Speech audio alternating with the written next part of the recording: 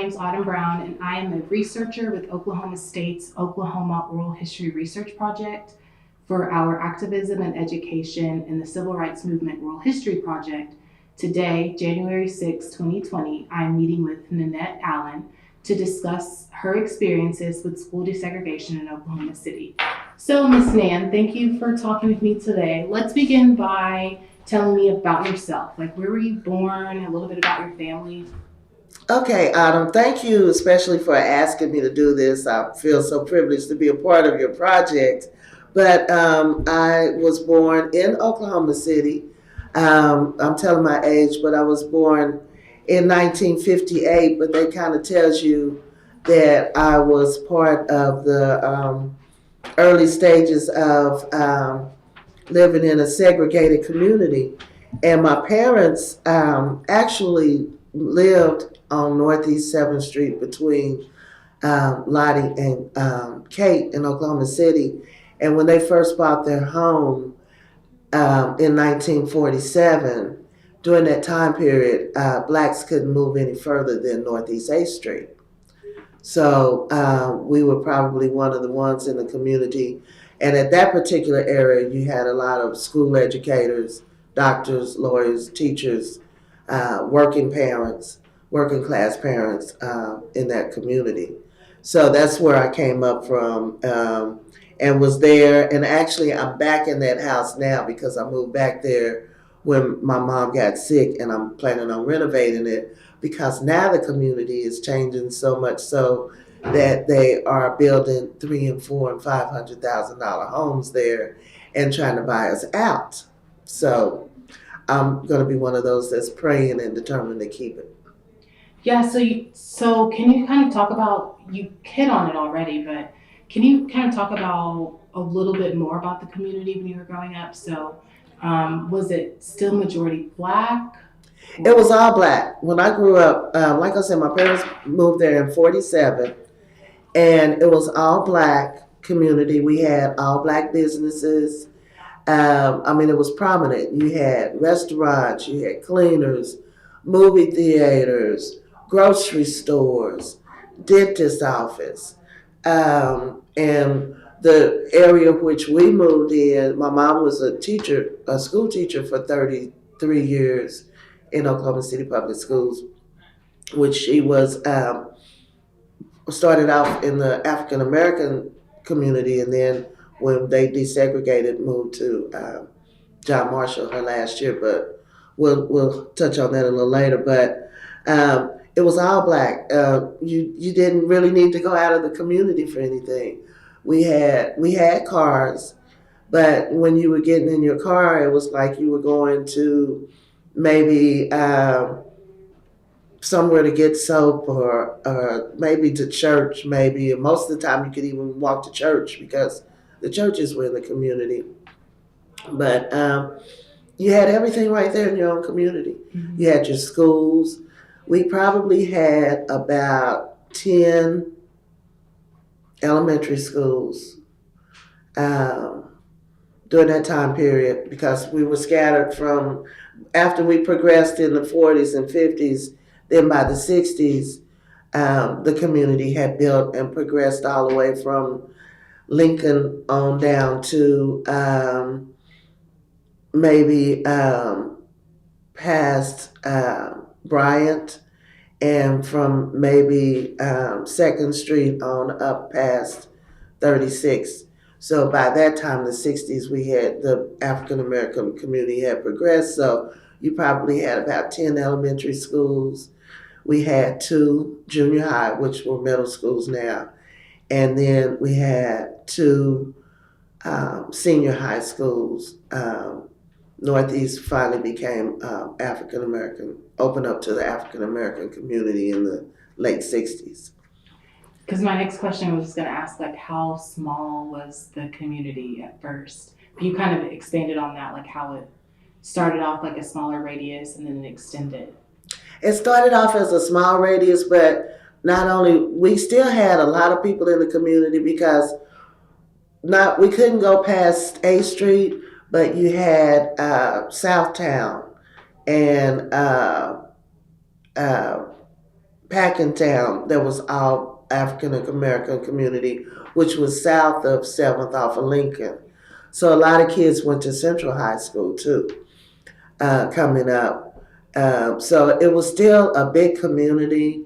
It just couldn't move any further past 7th Street. And then they expanded as we grew at that time period. But it was pretty good size. And like I said, you had businesses all over the place. Excuse me, because in my neighborhood, we had cleaners, we had groceries, 2 grocery stores, we had movie theaters. Then as you went down towards 2nd Street, which is now Bricktown, you had all types of barbershops, restaurants, hotels, Jewel Theater. You had all kind of theaters, and you could just name everything. It was so many black businesses in the community. It was amazing. That's awesome. It makes me wonder, like, what happened? Like Desegregation. When they opened up in the 70s where blacks could move out of the northeast side of Oklahoma City, because we were locked in one community. When they said we could move out, some people chose to move out. And once we desegregated, that kind of destroyed all of those businesses because we scattered. Mm-hmm. We still have a few businesses around, but it doesn't seem to be as many, and it may be, but we're so scattered all over Oklahoma City now, it's hard to tell who has what. Yeah. So can you tell me about the school you attended? High school, or? Let's go through all of it. Okay, I started off at Dunbar Elementary School, which was right down a block down the street from me. And I went there from the kindergarten through the 6th grade. And when I started going to school, everyone started there in the kindergarten together. And then you progressed and went to junior high together, and then you went to high school together. So you knew everyone from the kindergarten through 12th grade. Mm-hmm. The only difference for me was, like I said earlier, we had 2 junior high schools. And my mother taught at Moon Junior High School, which is now over here on Martin Luther King, which is old Kennedy High School. But actually, the original Moon was over on Page and Lindsay, over in the hospital complex. And so I went to Moon for the middle school because she transferred me there. But it was fun because I got to meet kids on the other side of Lottie that I wouldn't have known, because we had kids on the west side of Lottie went to Moon, the kids on the east side of Lottie went to Kennedy. Okay. And then we became rivals. So you had Moon and Kennedy rivals. And that was 7th, 8th, and 9th grade. And by the time I was getting ready to go to my 9th grade year was when they desegregated and they started a busing plan. The Oklahoma City Public Schools, the superintendent's name was Arthur Steller. And he, and the schools board, I just can't blame it on him, but came up with what they call this finger plan. No. That's what people call it? Yeah. and it was called the finger plan. And it actually was a finger plan because it was really, I don't know if you want me cursing on it, but it was really screwed up. And they decided that they were, because Douglas was, well, actually, it really started because of the Brown versus Board of Education, when they said they didn't want any more segregated schools. And Douglas was still 99.9% all black. And so to help this out, which I know where we were coming from with that, but to help it out, they came up with this finger plan to decide that they were going to desegregate the schools and bus. And so the kids that were going to Douglas, they sectioned off the city, and some of the kids that were going to Douglas ended up going to the South Side, Oklahoma City, which South Side schools were Grant, Southeast, and Capitol Hill. And South Side in the early 50s and 60s was notorious for being very, very racist. And they used to have a sign saying, "Nigga, read and run, don't let the sun catch you." And you could not be on the south side of town past dark. And so here our kids, all of us were going to this South Side school. The community was not ready. The South Side people weren't ready for us. We weren't ready for them. But it happened to be a lot of fights. That first year was 1972, 73 was when I went to my ninth grade year. And we ended up with a lot of fights that year because we weren't ready to bond. So before we get there, like, during, like, from what you remember from when schools were still segregated, what were like the circumstances and the economic like tensions or climate during segregated schooling? Can you like recall what that was like?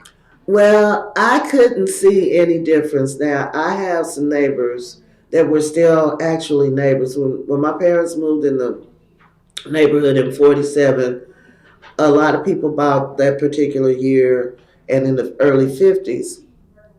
And my neighbors that was on the east side of me, there was 7 kids. They had 7 children. Both their parents worked. The dad worked at Tinkerfield and mom worked at a dress shop. My mom was a school teacher. My dad was retired railroad and worked out at the bank. I didn't see any difference in us in them. They said they were poor coming up. I didn't see it like that. We didn't see it as poor kids or rich kids. We just saw each other as everybody in the neighborhood. We all had respect for each other's parents. We had respect for each other. If the parents saw something wrong, they would talk to each other about what your kid might have been doing, or you could go play. You didn't have to worry. Their parents weren't worried about where you were going. You really didn't need to go outside of the neighborhood. But as you got older, in like junior high and high school, if you did go outside of the neighborhood, the parents weren't worried about you. They weren't even really worried about where you were.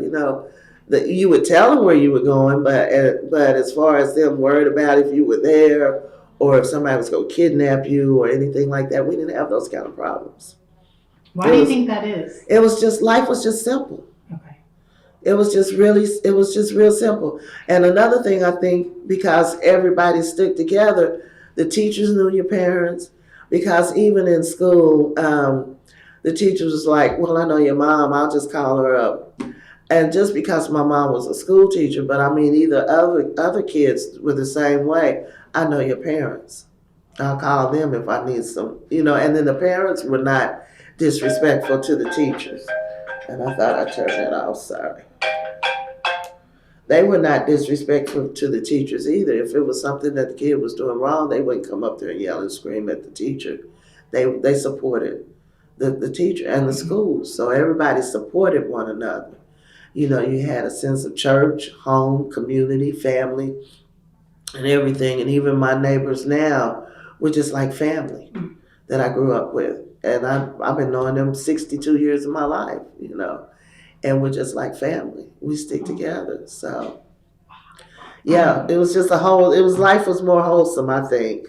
So what were the conditions like in the schools, like before desegregation? Like what were segregated schools like? Okay, now they claim that Douglas, one of the reasons that the Brown versus Board of Education wanted us to have, because they said that the Douglas schools and the segregated schools were not getting proper education. They weren't getting the most current books and things like that. But I can tell you one thing, that those teachers, if they were not the most current books, they taught the hell out of us. I mean, they made sure we learned. They cared about us.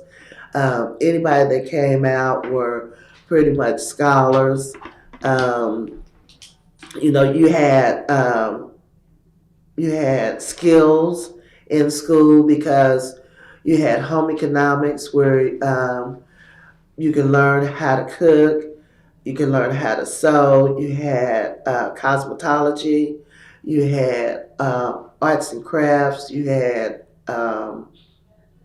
welding, you had woodwork, wood shop, auto body. I have 2 classmates right now that have been very successful with their body shop from what they learned in high school. Russell Perry, who's the owner of the Chronicle, started his business based on what he learned from printing press in high school. So, those kind of skills were taught to us.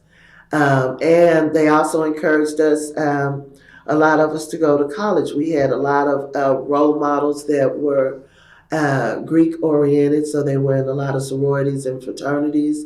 They had gone away to college. So a lot of students, if they didn't go to school here in Oklahoma, they went away to college. So college was instilled. Teachers always dressed immaculately. They came to class professional looking, wearing, professional clothes that they had gotten. And so you had that role model to look up to that I don't think a lot of students have now. And they had care and concern. All they had to do was look at it. Even though they did have punishment in school where they could whip us if they wanted to, which sometimes we needed it, they most of the time they didn't have to. They had just that much respect from us that they didn't even need to do that. They could just look at us and we'd straighten up. And if they didn't, okay, I'm gonna call your parent. Okay, fine. I want to get a little bit more into like with your mom being a teacher, talking a little bit about the role of the teacher, because you talked a lot about like they cared about us, professional dress, and they taught the heck out of us, all that stuff. So a little bit later, we'll talk a little bit more about the role of teachers. Okay. Well, actually, we'll talk about it now because we're moving into desegregation. So when you talk about they cared about us, like what is it? What do you mean? Like what does that look like? They cared about us. They wanted us to be strong. They not only did they teach us classrooms, information, but they instilled in us a sense of pride and dignity in ourselves.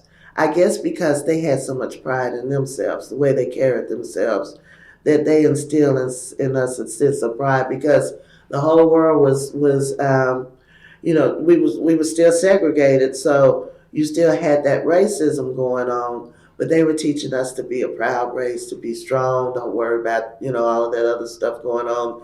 They did not teach us racism. They taught us strength. And so that was what their role was, and wanted us to make sure we were proud. In anything that we would do, we always had to be taught that we were better in order to make it.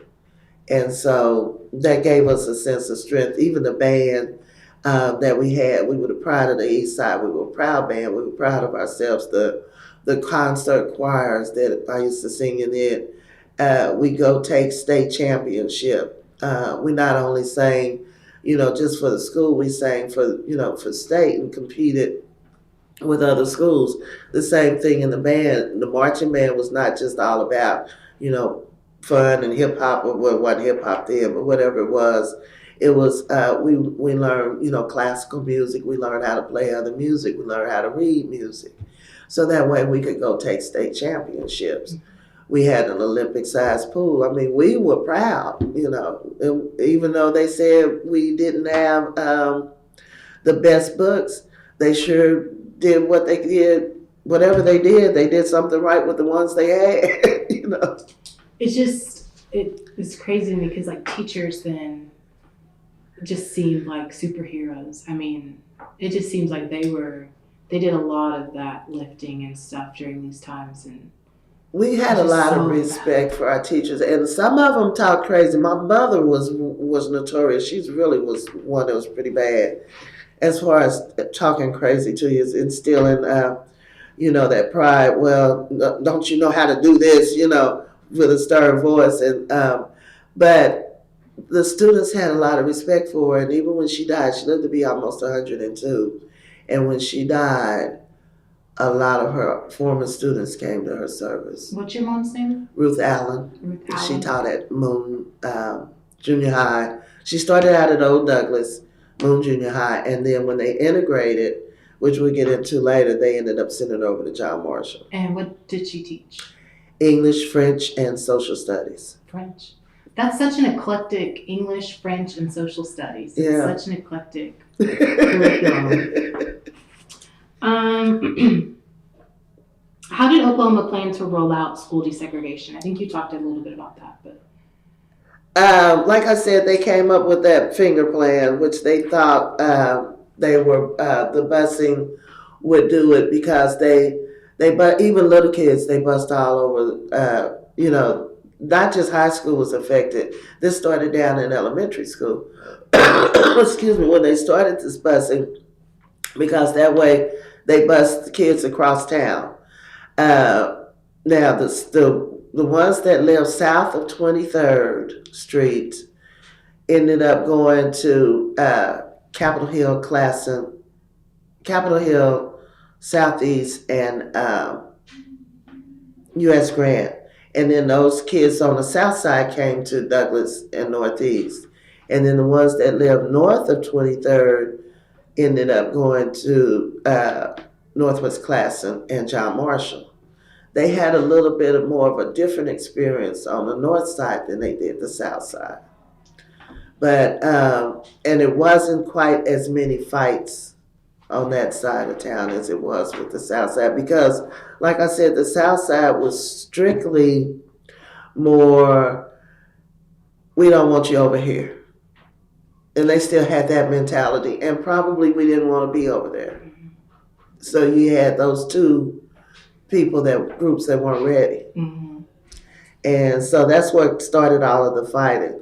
But again, it was more fighting on the south side because the black kids that were bused to the south side of town, if they were not in sports or in music, like the band or the curriculums and things like that, they had to get back on the bus and they were back home before 10 o'clock. Wow. That's interesting for you to say that the South Side was all white because now the demographics are totally different. Right, it's Hispanic. Yeah. That's so. And it also baffles me why they thought that'd be a good idea. Like, you have literally two groups of people that hourly say that they don't. Right. One group that's like, we don't want you here, and then they're like, oh, we're just gonna bus you there anyway. Yeah, I couldn't understand that either. I never knew the logic of it. And that's the reason why. I guess they called it the finger plan. I guess that's why it didn't work. Right. And they ended up disbanding it for a while. Okay. So what was your experience with school desegregation? You said that going into your 9th grade year, they started busing. Into my experience was okay because I stayed at Douglas, so I didn't get bused. Oh, okay. And so I didn't have to deal with that South Side experience. Mine is talking to my friends that went to the South Side. And they told me what happened on the South Side. I did see a lot of fights at Douglas. Of course, now here, I'm not saying this because I'm on camera, but I wasn't involved in any of that. Mm-hmm. I was too busy trying to be in the choir and in the band. But my only experience at Douglas was probably what I saw happen was they took a lot of the quality teachers away from Douglas and moved them to like the other schools like John Marshall and Northwest Classen. Do you know the teachers' names that you're referring to? No, but I know my mom was one of them. Because her second year after they disintegrated, they moved her to John Marshall. Okay. So and then another lady that some of the elementary school teachers told me that they did them the same way. So what was it like when white students were being bused into Douglas? Like, what was the... I saw a lot of white students. I saw a lot of fights at Douglas. I didn't see as many as I heard about on the South Side, but I know a lot of kids got jumped on at Douglas. And what I found out later on that I didn't realize was until just here recently, I was talking to one of my white friends that graduated with me, and he was under the impression the word Uncle Tom meant that you were trying to be a white friend, friend with a white person. And I was trying to explain to him that was totally different. Mm-hmm. But that's what he said they called blacks during that time that was being friendly with him. Mm-hmm. and they called him Uncle Tom's. And I said, well, that's probably because they couldn't think of another word for it, but that's really not the case. But they experienced, I saw them experience a lot coming over to the school too, as far as it was a lot of fights. But most of the time, the people that were athletes and in the music, no matter what race you were, you saw a bond there. Okay. You saw a bond. The rest of the times you would see clashes. Now my class, our first, because since we were the first ones going into high school when it happened, our 10-year reunion, we had a split reunion. The whites had the 10-year and the blacks had one. We're better now. We've had a 20, 30, 40. We've had our 20, 30, and 40. But the first year, we were still divided. Wow. So can you kind of, you talked about the South Side, but can you kind of like talk about what you know, what happened there? Like you talked about a lot of fights, but. That's pretty much all that I know, actually, what happened. Like I said, I had a lot of friends because when the intent was, most of the people thought that they were getting ready to go to Douglas High School or Northeast. So you had a lot of friends that got split. So I would talk to my friends about, or they would talk to me about what was going on.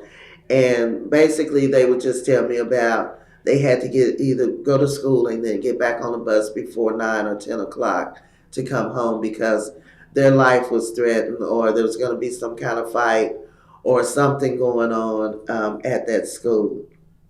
That's from the black side. I didn't have any white friends at that time that I would know to be going to school over there, so I wouldn't know, what their side of it would be.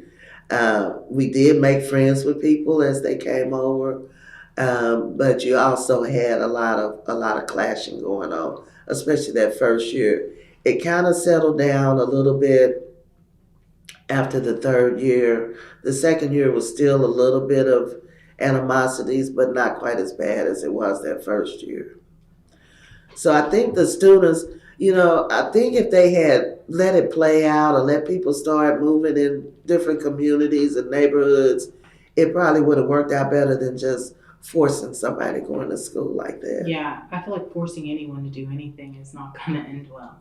Right. Okay. Were there any memorable or inspiring teachers you had during this time? Yes, I did. I had, of course, I got to say my mom. My mom actually taught me in the 8th grade. Let me get my years straight. 8th grade, I had her in English, French. Mm-hmm. And then I thought, since they were closing Moon and they were going to be going to, I was going to Douglas, that I was done with her, mom, kid. But then they closed Moon, they transferred those Moon students over there to Douglas, and then there she was again. So I got in the 9th grade. So my mother, for an English teacher, excuse me, and French, Mr. Leroy Hicks was my music teacher. He was astronomical. We learned, like I said, the choir. We learned vocals, voice. We learned how to sing state competitions. He just was really stern. He was funny. He was stern. He didn't take no trash. None of those teachers took anything off of us. They stood their ground and were level-headed.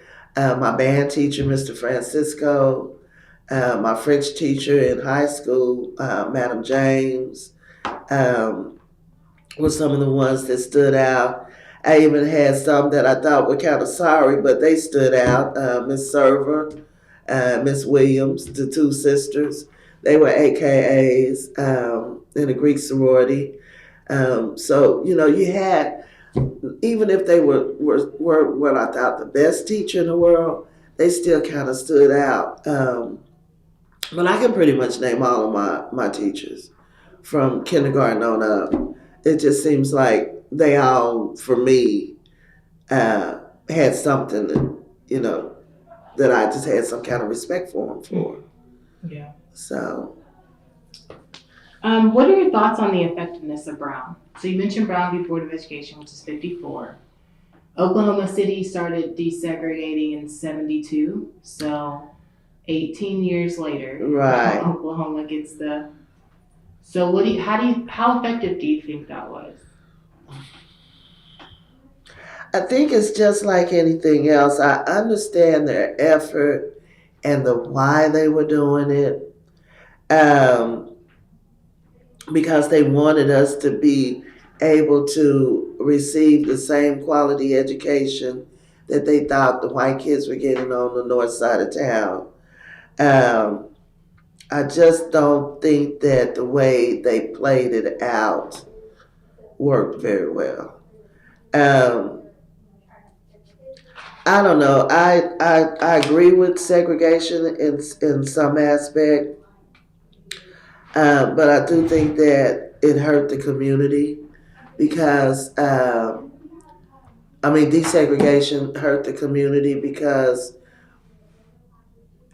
I feel like we had a lot that we were building on. Because, like I said, our community was thriving, and then now it's all scattered. So I think sometimes when you do change, it can hurt more than it helps. And I think on this case, it might have been some things that actually hurt the situation. Mm-hmm. There's a lot in scholarship.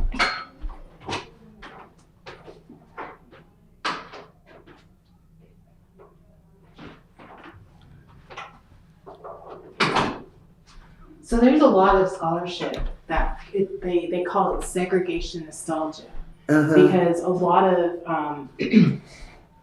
of like Blacks who experienced desegregation talk about what was lost. So you talked about like the teachers, the community, the businesses, and stuff like that. So when we talk about like Brown now, do you think that vision has been achieved 2020? The vision has been achieved, but how effective was it? The vision was to get us desegregated, and that happened. Now, 2020, I don't think what's going on in 2020 has anything to do with Brown. I think what's going on in 2020 has something to do with the loss of quality in education and teachers per se. Teachers just don't have that same quality that they had back in the day. They don't have that same care and concern like they did when we were coming up. Because I even hear white friends talk about how stern their teachers were.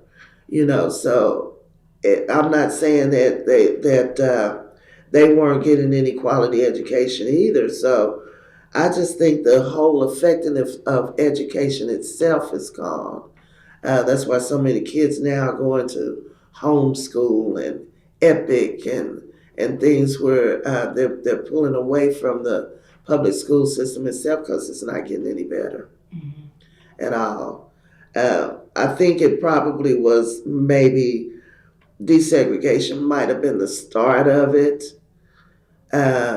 When they did separate us and they did take away that community, school, home thing, but it's so far removed from that, I don't think that has anything to do with it now. Okay. Yeah. Any other thoughts or comments? No,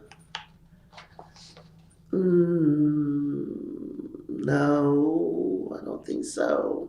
Any other questions that I might have left out? I really just like this whole segregation nostalgia is really kind of peeking through your interview a little bit. Oh, okay.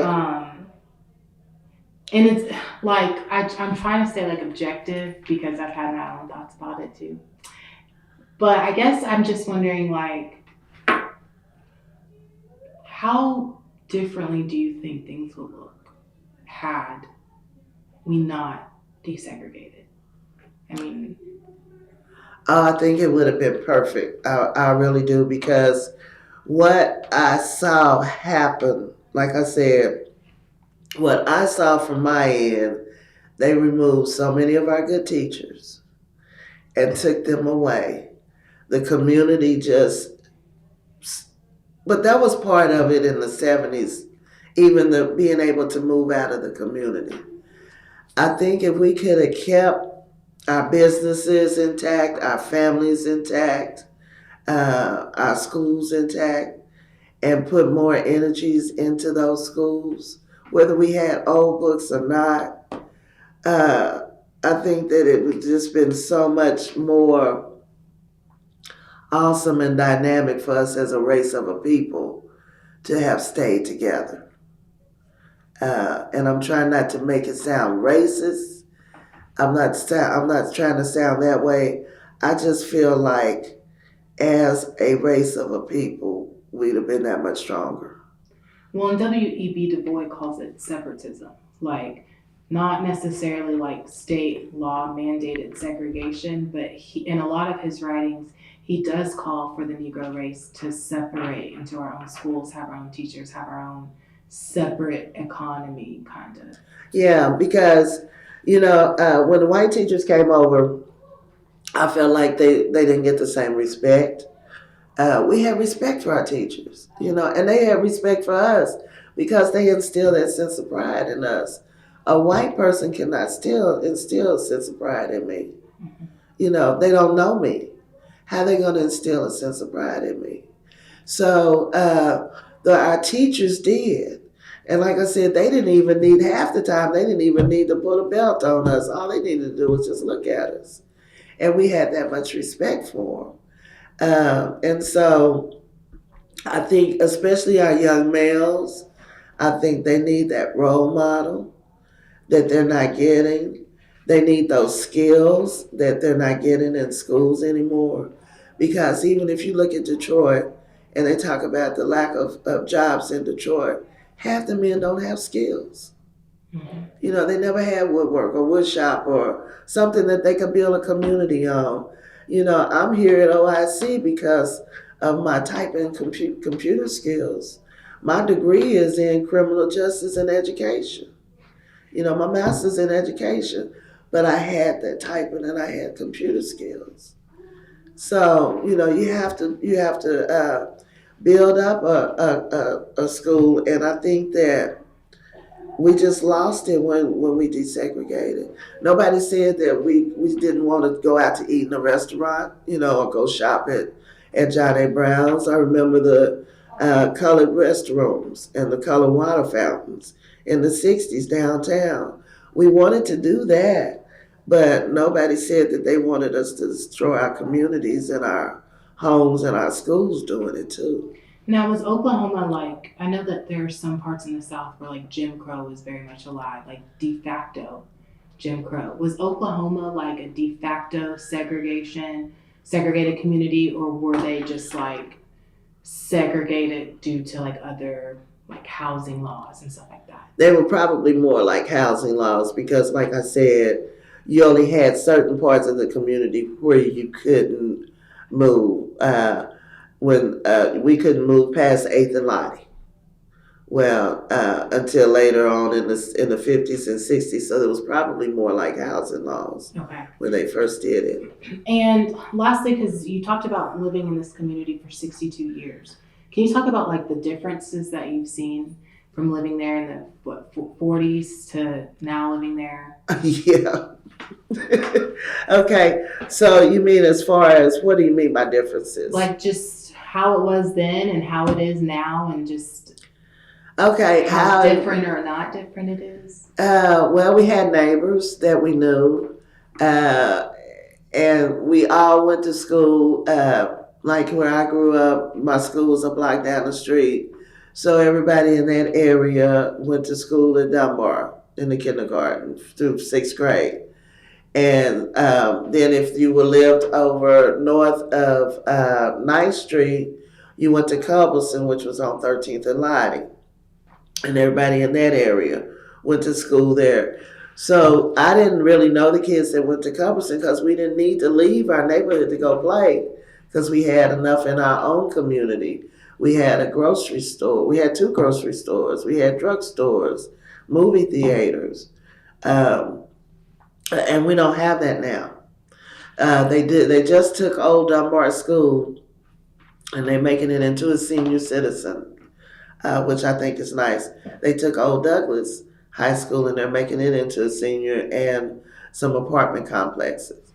But what they're doing now is, I believe, excuse me, Northeast Quadrant, Oklahoma City is prime property. Now, we don't have a grocery store. For some reason, a lot of the businesses feel like they don't want to come to the east side because they feel like the east side is high crime and it's the ghetto. Not all of the east side is high crime and ghetto. You still have people that have education, high education levels. You still have doctors, lawyers, senior citizens that live on the east side. And it's not the ghetto. The ghetto to me is boarded up, dilapidated buildings. You don't see a lot of that on the east side. There are some, but not many. You still have people that have been homeowners there for 40, 50, 60 years. But we don't have a grocery store, a decent grocery store. And you want to get a good grocery store in like Crest, they don't want to come. But they want to bring in Homeland that's overpriced. Who can afford Homeland? You know, I'll still leave the east side to go shopping. I'm not going to shop at Homeland. I leave the east side to go shopping now, to go to Crest. Half of my friends that's educated, they got a car that can get out the east side, leave the east side to go shopping, and I see them at Crest. So major food desert. I think it's ridiculous.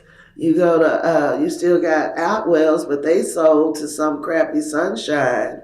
So the food is crappy, the meat's crappy, it's overpriced. I'll go there to get greens or something, but I don't shop at those places because they don't care about the neighborhood. Just like even when it was Super Save, what was that up there? Smart Savers. Smart Savers. It was 10% over the dollar, it was overpriced, and it was crappy food. I'm not going to subject myself to that. When I was growing up, we had OK Market. When we could branch past 7th Street, it used to be Humpty Dumpty's on 23rd, and it was Eastern then. It was a good store. OK Market was a good store. You got fresh meat. Even when Otwell was in its prime, you got fresh meat. We had a Safeway. We could get fresh meat. But these stores they want to put on the east side is crap. Mm-hmm. They don't care about the east side. But what they're trying to do, and it's part of, I have a friend, and I shouldn't call his name on Facebook, and because people get tired of hearing him. But and I'm not going to call his name now that I think about it. But he believes that, they're trying to push us all off the east side. And I believe that to a certain extent because it's prime property, not far from Bricktown. They want you to come back. They're building homes where I grew up right now, $400,000, $500,000 houses. Who do you think can afford that? Right. Do you think I can afford that? No. But what I am going to do is I'm going to remodel the house I grew up in, and it's going to be a couple $100,000. I'm staying there. Mm-hmm. But I said all that to say is, and I see white people walking in the neighborhood like it's like they own the place. They're coming back in because it's prime property. Then maybe they'll put some nice grocery stores in there. But as long as it's black, they're not going to do it. And I still think they may eventually try to change Douglas, George Bush Academy. When they open up, what's that school? John Rex. Mm-hmm. My zip code 73111 and 73117 couldn't go to John Rex. Could not even apply for John Rex.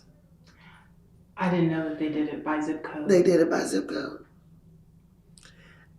73111 and 73117 is Northeast Oklahoma City. So John Rex is definitely not meant for students on the northeast side. At least northeast side of Oklahoma City. They may have a few blacks, but at least they didn't get none of us. And John Rex is actively trying to take Douglas. Right. Well, I don't know about John Rex if they're trying to. Kip was at one time. Okay. And they finally moved Kip over somewhere else. Okay. I'm not sure about John Rex. Okay. I know that the issue with John Rex has been that they only go to 5th grade. So it's like, where are they going to go after 5th grade? Okay. So that could be one of the schools. But I guess, like, people have actively always been trying to take Douglas. Yes. So they eventually may. Yeah, one of these I just wonder days. with the changing demographics, Douglas is continuing to be an F school. Right. And then the distorted facts about the school altogether. Right. The distorted facts about the school. And I foresee later on down the line, it could be George Bush Academy, Donald Trump Academy, something like that. I know. But, especially once they get rid of all of us. Yeah. That would complain about. Because, look what they did with Northeast. Mm-hmm. They just changed the name just right out from under them. Why come it couldn't be Northeast class and they have a Northwest class? Let the people still have their school memorabilia, and stuff. So the community is definitely changing. Like you said, when growing up in the 40s, 50s, like I said, I was born in 58. So I guess from where I can remember would be in the 60s. It was just wholesome, and now it's just people trying to take it over. Mm-hmm. And I don't think anything is going to change as far as good businesses coming in until it does, because they're not going to put a Crest over here. Mm-hmm. They won't even probably put a neighborhood Walmart. And then they'll say, well, we put you a Homeland, you didn't shop there. So they're going to let that fail. Mm-hmm. And it's way over on Lincoln. It's going to be on 36 in Lincoln. It's not going to be really actually in the center of the Northeast side. Still have to drive away. Yeah, and those people that... That's like on the outskirts. Right, yeah. Like 36 in Lincoln, almost to the highway. Yeah, you're close to Santa Fe, know. So it's going to be just right up the street from here. So, so that's almost... So the people in inner Northeast side... Those that can't drive still won't have access. Those of us that can, I'm not going there. So then it's going to be like, oh, it failed, or white people are coming in and do it. Mm-hmm. So it's going to be interesting to see what happens. But I believe, and I do believe in some of the social activists that, as part of the gentrification process, to move us out and come in and take control. So. Is there anything else? No, I think I've said enough.